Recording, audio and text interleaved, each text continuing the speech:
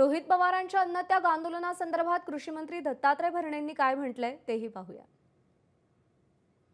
रोहित पवार दादांचा आणि माझा फोनवर त्यांची चर्चा झाली आणि त्या बाबतीमध्ये राज्याचे मुख्यमंत्री आणि रोहित दादा यांची बैठक लावून रोहित दादाचं म्हणणं काय आहे, मुख्यमंत्री कृषी विभागाचं म्हणणं काय आहे, निश्चित प्रकारे शेवटी हा निर्णय मुख्यमंत्रीच घेणार आहेत, तर मुख्यमंत्री यामधनं योग्य तो निर्णय घेतील। सरकार 30 जून पूर्वी 100% 30 जून पूर्वी या राज्याच्या 56 लाख शेतकऱ्यांना 36,585 कोटी रुपयाची कर्जमाफी दिली जाईल।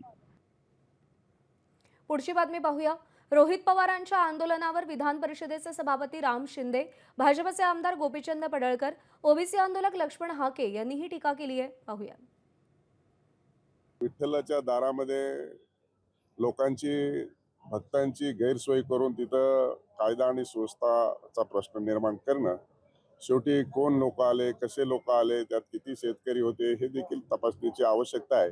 कर्जमाफीमध्ये त्रुटी दिसत नाही आणि हे काहीतरी करतो आहे हे दाखवण्याचा हा केविलवाणा प्रयत्न आहे।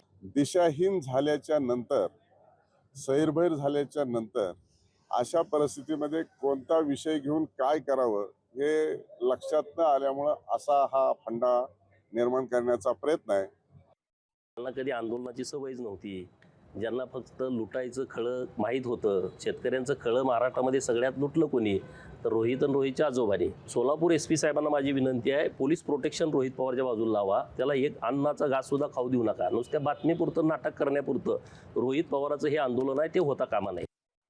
मी तर म्हणेन सरकारनं त्यांचं पूर्ण प्रोटेक्शन आणि CCTV कॅमेरे बसवावेत, करू दे त्यांना एकदा आंदोलन।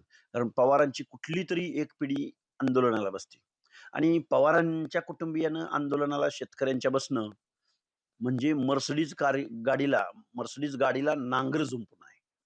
हे शेतकऱ्यांना न पटणारी गोष्ट आहे। हे हास्यास्पद आहे, हास्यास्पद, नौटंकी म्हणा।